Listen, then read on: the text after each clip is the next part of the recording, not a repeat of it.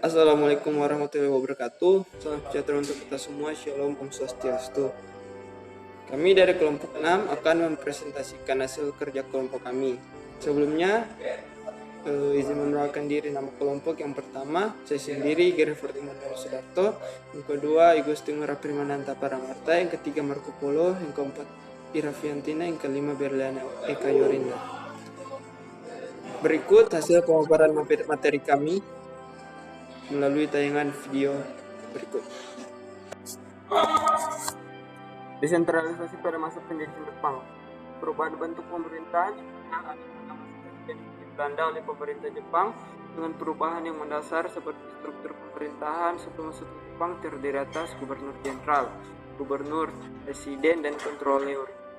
Bupati, Wedana, dan asisten Wedana kemudian diubah menjadi struktur yang bersifat teritorial yang dibagi ke dalam 3 komando oleh pemerintahan Jepang, yaitu A. Sumatera di bawah komando Panglima Angkatan Darat 25 yang berkedudukan di Bukit Tinggi. B. Jawa dan Madura berada di komando Panglima Angkatan Darat 16 yang berkedudukan di Jakarta. C. Daerah lainnya berada di bawah komando Panglima Angkatan Laut yang berkedudukan di Makassar. Hierarki komando utama adalah Gunseriken atau Saikoshikan, yaitu panglima besar yang sejajar dengan gubernur jenderal dan yang mengeluarkan peraturan-peraturan disebut Osamu, Seire, dan Gunseiken, yaitu pembesar pemerintahan.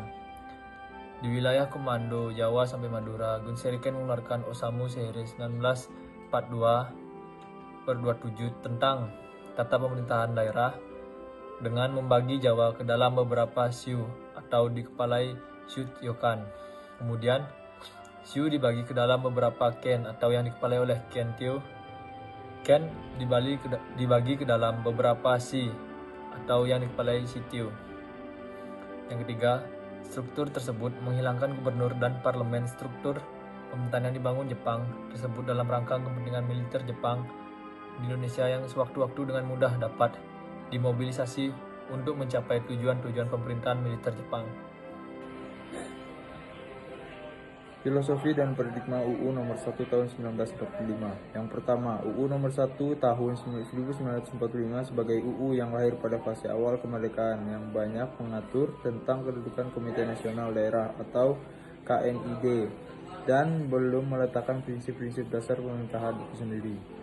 Yang kedua, berbagai hal melingkupi desain paradigma otonomi daerah dalam UU Pemerintahan Daerah awal yakni UU 1 tahun 1945. Salah satunya adalah pilihan untuk sentralisasi atau pluralisasi. Asas sentralisasi sendiri diartikan sebagai sentralisasi daerah oleh pusat atau dalam bahasa sedaerahnya adalah daerah sebagai daerahnya pusat. Sementara asas yang lain yakni pluralisasi, kekuasaan ini menunjukkan pada pola relasi pusat dan daerah pada pemerintahan negara seperti Amerika Serikat, Inggris, dan Kanada. Perspektif yang dikenal sebagai paradigma Anglo-Saxon ini dalam menata relasi pusat daerah cenderung mengarah pada desentralisasi politik. Sekian. Kemudian, Undang-Undang Pemerintahan Daerah pertama yakni Undang-Undang 1 tahun 1945 sendiri masih bernuansa sentralistik.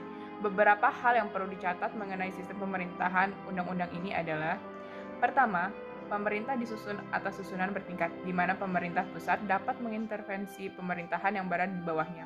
Kedua, semangat penyelenggaraan pemerintahan daerah masih bernuansa kolonialisme, dengan masih menempatkan unsur pejabat feodalisme Belanda seperti Wedana, Presiden, dan pejabat sejenis untuk duduk di pemerintahan.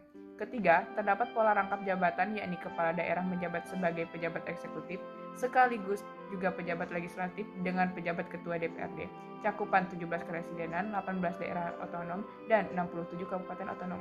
Selanjutnya, tentang filosofi dan paradigma Undang-Undang Nomor 22 Tahun 1948. Digantikan Undang-Undang Nomor 22 Tahun 1948, dikeluarkan tanggal 10 Juli tahun 1948, lebih menekankan aspek desentralisasi. Dalam undang-undang ini telah memberikan pengaturan lebih eksplisit tentang prinsip-prinsip dasar mekanisme penyelenggaraan pemerintahan daerah. Undang-Undang Nomor 22 Tahun 1948 tentang penetapan aturan-aturan pokok mengenai pemerintahan sendiri di daerah-daerah yang berhak mengatur dan mengurus rumah tangganya sendiri. Republik Indonesia melalui Undang-Undang Nomor 22 Tahun 1948 hanya memiliki pengaruh di Jawa, Madura maupun sebagian kecil Sumatera saja, sedangkan RIS melalui STT Nomor 44 Tahun 1950 memiliki pengaruh yang cukup besar di kawasan Indonesia Timur. Dualisme tersebut membuat pemerintahan Republik Indonesia sendiri menjadi melemah yang kemudian dimanfaatkan oleh gerakan separatisme yang berjuang memerdekakan daerah lepas dari wilayah Republik. Undang-Undang Nomor 22 Tahun 1948 sendiri dipandang terlalu otoritarian di mana terdapat dua mekanisme intervensi yang dilakukan oleh pemerintah, yakni pengawasan preventif dan pengawasan represif yang memungkinkan negara melakukan intervensi. Terima kasih atas perhatiannya, kurang lebihnya kami mohon maaf. Wassalamualaikum warahmatullahi wabarakatuh.